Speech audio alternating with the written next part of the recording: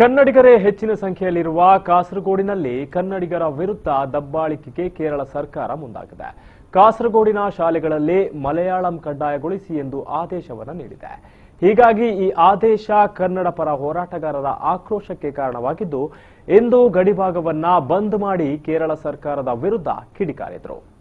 ಅಹಿತಕರ ಘಟನೆ ಸಾಧ್ಯತೆ ಹಿನ್ನೆಲೆ ಬಿಗಿ ಭದ್ರತೆಯನ್ನ ಏರ್ಪಡಿಸಿರೋ ಪೊಲೀಸರು ಒಂದು ಕಡೆಯಾದ್ರೆ, ಕಾಸರಗೋಡು ನಮ್ಮದೇ ಅಂತ ಕೇರಳ ಸರ್ಕಾರದ ವಿರುದ್ಧ ಘೋಷಣೆಯನ್ನ ಕೂಗ್ತಿರೋ ಕನ್ನಡ ಪರ ಹೋರಾಟಗಾರರು.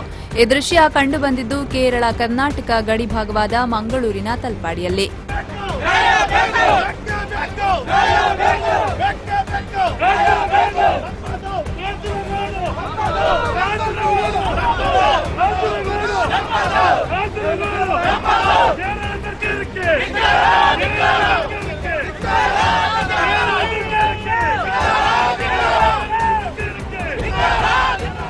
ಅಷ್ಟಕ್ಕೂ ಇವರ ಈ ಪ್ರತಿಭಟನೆಗೆ ಕಾರಣವಾಗಿರೋದು ಕೇರಳ ಸರ್ಕಾರ ಹೊರಡಿಸಿರೋ ಕನ್ನಡ ವಿರೋಧಿ ಆದೇಶ.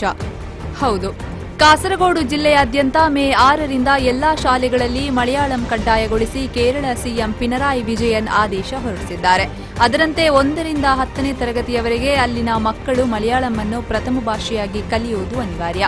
ಆದರೆ ಕಾಸರಗೋಡಿನಲ್ಲಿ ಕನ್ನಡಿಗರೇ ಹೆಚ್ಚಿನ ಸಂಖ್ಯೆಯಲ್ಲಿರೋ ಕಾರಣದಿಂದ ಈ ಆದೇಶ ಕನ್ನಡ ವಿರೋಧಿ ಅಂತ ಆಕ್ರೋಶ ವ್ಯಕ್ತಪಡಿಸಿರೋ ಕನ್ನಡ ಪರ ಸಂಘಟನೆಗಳು ಇಂದು ಕೇರಳ ಗಡಿಭಾಗವಾದ ಕಾಸರಗೋಡಿನಲ್ಲಿ ರಸ್ತೆ ತಡೆ ನಡೆಸಿ ಪ್ರತಿಭಟಿಸಿದರು.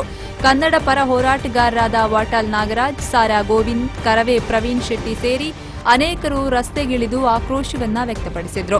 ಅಲ್ಲದೆ ಕೇರಳ ಸರ್ಕಾರ 1 ತಿಂಗಳೊಳಗೆ ಆದೇಶವನ್ನ ವಾಪಸ್ ಪಡೆಯದೇ ಇದ್ದಲ್ಲಿ ಕರ್ನಾಟಕದಲ್ಲಿರೋ ಎಲ್ಲಾ ಮಲಯಾಳಿಗಳನ್ನ ಕೇರಳಕ್ಕೆ ಓಡಿಸುವುದಾಗಿ ಎಚ್ಚರಿಕೆಯನ್ನ ನೀಡಿದ್ರು. ನಾವು ಕಾಸರಗೋಡ್ ಈ ಒಂದು ಕನ್ನಡಿಗರ ಪ್ರದೇಶದಲ್ಲಿ ಮಲಯಾಳಿ ಹೇರಿರುವುದನ್ನು ವಿರೋಧಿಸಿ 12ನೇ ತಾರೀಕು ಕರ್ನಾಟಕ ಬಂದ್, 12ನೇ ತಾರೀಕು ಕರ್ನಾಟಕ ಬಂದ್, ಮಲಯಾಳಿಗಳ ವಿರುದ್ಧ, ಕೇರಳದ ವಿರುದ್ಧ ಕರ್ನಾಟಕ ಬಂದ್. ಏನಾದರೂ ಇದೇ ರೀತಿ ಮುಂದುವರಿಸಿದ್ರೆ ಕರ್ನಾಟಕದಲ್ಲಿರ್ತಕ್ಕಂಥ ವಿಧಿ ಇಲ್ಲದೆ ಎಲ್ಲಾ ಮಲಯಾಳಿಗಳು ಕೇರಳಕ್ಕೆ ಹೋಗಬೇಕು ಅಂತ ಚಳವಳಿ ಮಾಡ್ತೇವೆ. ಎಚ್ಚರ, ಮಲಯಾಳಿಗಳು ಕರ್ನಾಟಕ ಬಿಟ್ಟು ಹೋಗಬೇಕಾಗುತ್ತೆ, ಕರ್ನಾಟಕದಿಂದ ಓಡಿಸ್ತೇವೆ. ಇನ್ನು ಇಂದು ಬೆಳಗ್ಗೆ ನೂರಾರು ಕನ್ನಡ ಪರ ಹೋರಾಟಗಾರರು ಉಡುಪಿ, ದಕ್ಷಿಣ ಕನ್ನಡ ಮತ್ತು ರಾಜ್ಯದ ಅನೇಕ ಕಡೆಗಳಿಂದ ಕೇರಳ ಗಡಿಭಾಗವಾದ ತಲಪಾಡಿಗೆ ಆಗಮಿಸಿದ್ರು. ಕಾಸರಗೋಡು ಚಲೋ ಹಿನ್ನೆಲೆಯಲ್ಲಿ ಕೇರಳದ ಮಂಜೇಶ್ವರ ಪ್ರವೇಶಿಸಿದ ಹೋರಾಟಗಾರರು ಅಲ್ಲಿ ಕಾಸರಗೋಡು ನಮ್ಮದೇ ಅಂತ ಘೋಷಣೆ ಕೂಗಿ ಮತ್ತೆ ತಲಪಾಡಿಗೆ ಆಗಮಿಸಿ ಬೃಹತ್ ರಸ್ತೆ ತಡೆಯನ್ನ ನಡೆಸಿದ್ರು. ಹೀಗಾಗಿ ಕೆಲಕಾಲ ಕಾಸರಗೋಡು ಮತ್ತು ಕರ್ನಾಟಕ ನಡುವಿನ ವಾಹನ ಸಂಚಾರದಲ್ಲಿ ವ್ಯತ್ಯಯ ಉಂಟಾಯಿತು. ಆದರೆ ಮುನ್ನೆಚ್ಚರಿಕೆ ಕ್ರಮವಾಗಿ ಮೊದಲೇ ಪೊಲೀಸರು ಭಾರೀ ಬಂದೋಬಸ್ತನ್ನ ಏರ್ಪಡಿಸಿದ್ರು. ಕೊನೆಗೆ ರಸ್ತೆ ತಡೆದ ಪ್ರತಿಭಟನಾಕಾರರನ್ನ ಕರ್ನಾಟಕ ಪೊಲೀಸರು ಬಂಧಿಸಿದ್ರು. ಈ ವೇಳೆ ವಾಟಾಳ್ ನಾಗರಾಜ್, ಸಾರಾ ಗೋವಿಂದ್, ಪ್ರವೀಣ್ ಶೆಟ್ಟಿ ಸೇರಿ ನೂರಾರು ಕಾರ್ಯಕರ್ತರ ಬಂಧನವಾಯಿತು.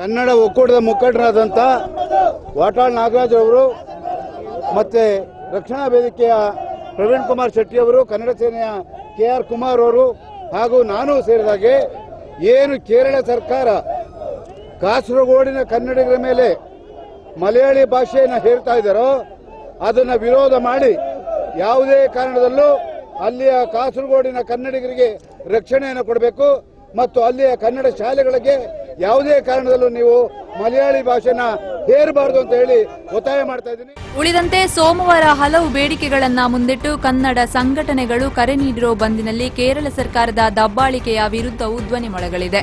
ಈ ನಡುವೆ ಇಂದು ನಡೆದ ರಸ್ತೆ ತಡೆ ಪ್ರತಿಭಟನೆಯಲ್ಲಿ ಮಂಗಳೂರಿಗರು ಹೆಚ್ಚು ಆಸಕ್ತಿ ವಹಿಸಿದಂತೆ ಕಂಡಿಲ್ಲ. ಬೆಂಗಳೂರು ಭಾಗದ ಜನ ಮತ್ತು ಉಡುಪಿ ಭಾಗದವರೇ ಹೋರಾಟದಲ್ಲಿ ಕಾಣಿಸಿಕೊಂಡರು.